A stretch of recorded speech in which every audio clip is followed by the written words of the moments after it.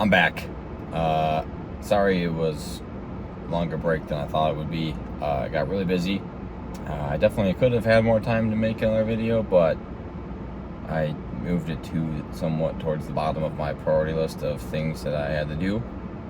But I'm back, and I had a couple questions on the last video. Most of them were about the investing, but I want to start with something else first.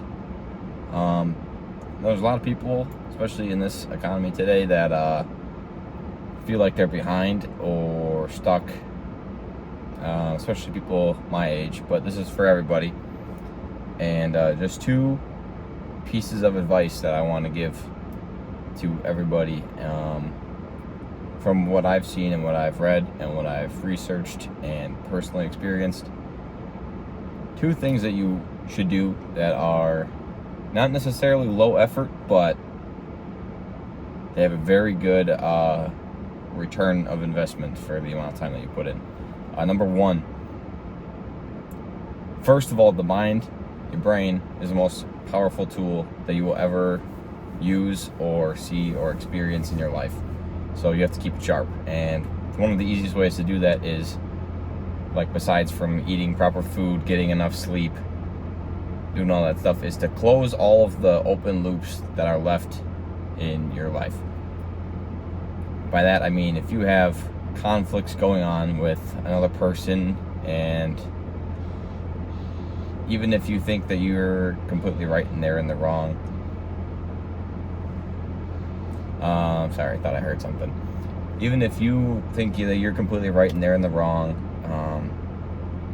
just apologize. So maybe you said something wrong that came off in a slightly more mean way than you intended it to be, or maybe you had an argument with somebody else, or just anything that you have a conflict with that isn't resolved. Resolve the conflict, whether that's with somebody else, with yourself, with something that's not like alive, like if you have like a dirty room, anything like that. It doesn't seem like much, but the more open loops that you have going on in your brain, the more exhausted you get. It's like when you have a whole bunch of tabs open on your phone at the same time, your battery dies a lot faster. Same thing with you. Keep your organization of your life clean. All you gotta do, if you have a clean room, clean habits, and low stress. Sure, there's still things that are stresses that are really high stress that are unavoidable, and I'm not trying to minimize those or downplay those situations that some people are in. But there's always the low-hanging fruit, or even the higher-hanging fruit that's worth climbing up the tree to go get to close. So that's number one, and then number two is to just be happy with yourself. It kind of goes hand in hand. But if you're not happy with who you are, then you can either live your life upset at yourself the whole time and compare yourself to everyone else, or you can accept who you are, or you can become who you want to be. If there's something that you don't like about yourself, whether it's some sort of addiction of any kind, whether it's like drinking or smoking or porn or you name it, even like an energy drink, just prove to yourself that you don't need that. It doesn't define you, and open your eyes to who you are without that. And just breaking any sort of addiction to your life can open up doors that you didn't even know were closed, and it can give you so much more energy, and that can be another one of those loops from number one as well that you end up close or like just don't need anymore. Just giving you more energy and making your mind sharper throughout the day. And then I guess I'll throw in number three. This one's not really a mental thing. It's, well, it kind of could be considered a mental thing, but it's kind of physical too. Live below your means. Unless you're like already retired and you have your family taken care of and you don't have anything else that you need to accomplish and you're just living freely, then you do that, man. All the joy to you to do that. But for the rest of us that are still working or still trying to make it somewhere in life, live below your means. If you make, I don't care how much money you make, if you make $14 an hour and you barely get by with just food and rent, try to find roommates. Lower your cost of living somehow, any way you can. I know it's not always possible for some people, but sometimes you gotta think outside the box. And whether that means you have to get a side job or a side hustle, or like I just mentioned with roommates, or instead of eating out all the time for like DoorDash or restaurants, cook your own food. Meal prep if you don't have time during the week. Or what I do, I still live with my parents. I live below my means substantially, so I still do have the luxury to be able to make impulse purchases or go out and have a great time with my friends or my girlfriend or anything like that. But if you live below your means and you set yourself goals, honestly, if your goal is just to live below your means, you'll have so much extra money in your pocket that you didn't know that you could have before, that you can end up setting up habits for yourself, saving habits that you didn't think that you would be able to do realistically a couple months ago or a year ago or a couple years ago. If you're making like an above average amount of money and you're still living paycheck to paycheck, there's something that you should probably try to look to downsize, whether it's a subscription that you have that you're paying for all the time that you don't really need. It's just kind of a luxury. There's plenty of other free things that you can do to fulfill that. And like I mentioned before with the eating out, and like if you're renting a really fancy apartment in an expensive city when you could be living somewhere that you could own and just pay a mortgage on and then end up having as a physical property asset for you later down the road, that makes a really big difference in your future. It doesn't seem like it from the start. It kind of looks like you're kind of trapped, but just living below your means and having more income than you do expenses goes a long way, and it can help you get really far ahead. So now more for those questions that I had. Someone asked about what I use to invest. I currently have 4 different brokerages that I actively use. The 4 of them being SoFi, Robinhood, Schwab, and Fidelity. I'm looking to switch away from my Schwab, I think. I'm looking to try to merge that into my Robinhood as well. I know a lot of people don't like Robinhood, but I personally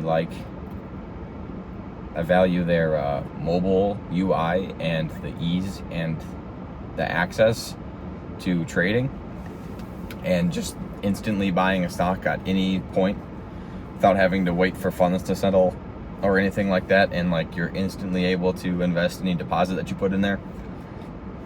Excuse me. I value that more than having the lower fees per transaction, if it even is a difference. I'm not even sure, but it's very minimal.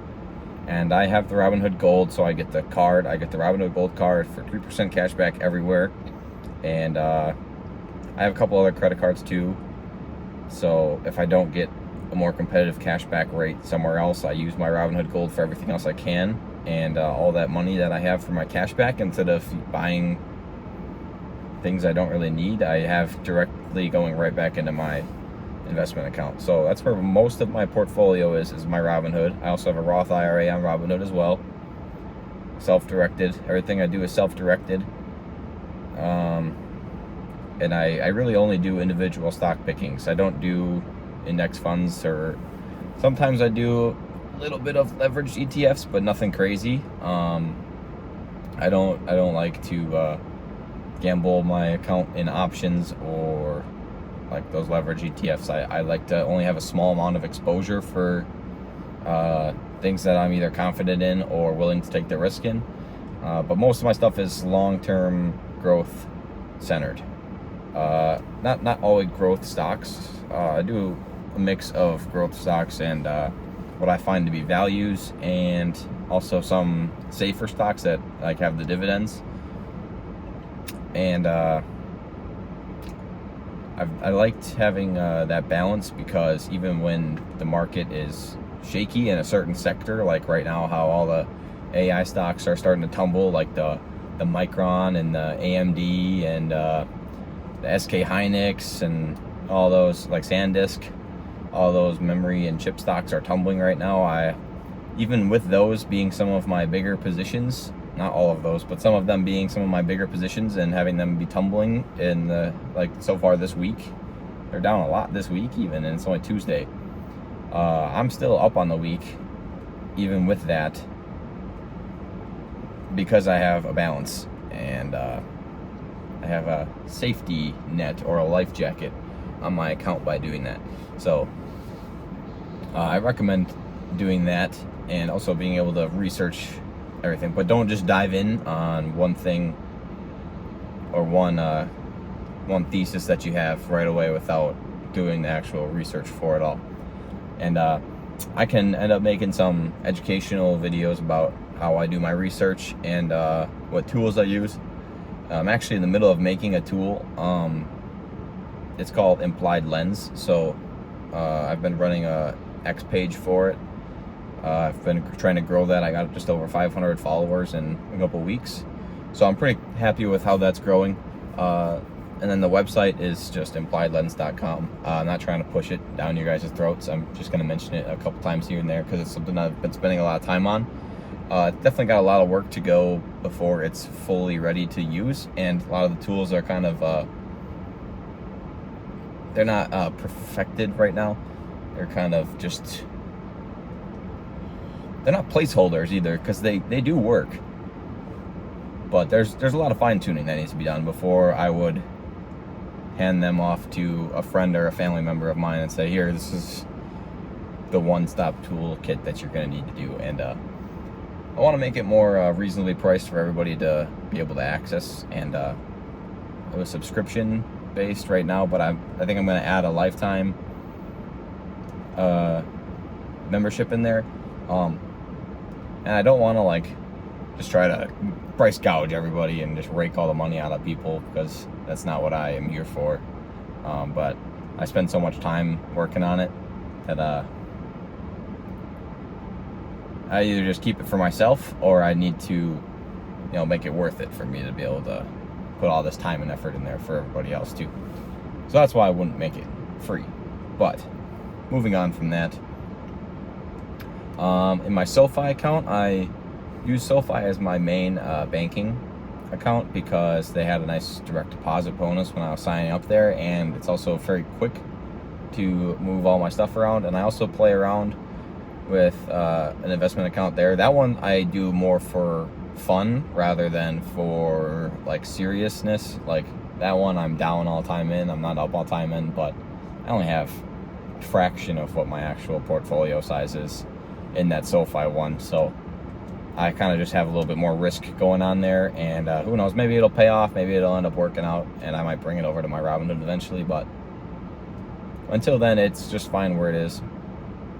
And I've had a Fidelity for a long time. That's where my mom set me up when I was younger, and started investing my money that my grandparents gave me for any birthday presents or Christmas presents or anything like that. Anytime I had extra cash from doing extra jobs somewhere when I was a kid, cutting some grass or raking the leaves or whatever else that I would do for my neighborhood. That's usually where that got put into. But then I ended up transferring it over because the Fidelity Mobile I did not like at all. None of their stuff made sense to me at all. So Robinhood just kind of grabbed me and just kept me there, and I'm fine with it because I really like their platform. So that's kind of really all I had planned for this video here. I kind of just got off work, and I got in a little late this morning, so it's already late the way it is.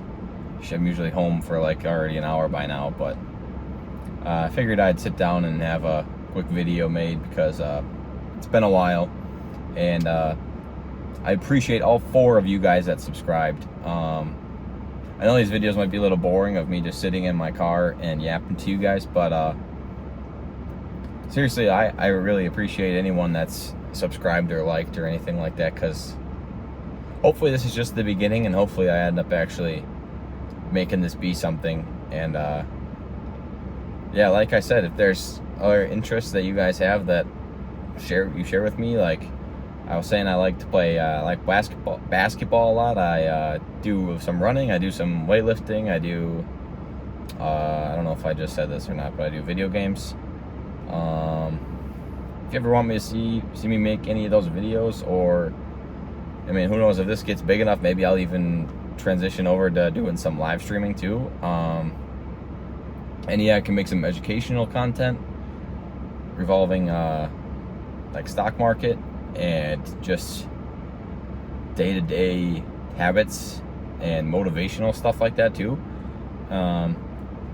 Because yeah, like I said in my first video, the main reason that I wanted to make this is because I thought that young people like me would just spend their whole lives just consuming content rather than creating anything, and I didn't want that to be so top heavy anymore. And like most of anything that you watch, any kind of media that you consume is very, very top heavy, where like the top creators in any space get like all of the attention, and some of the small guys get like no recognition. So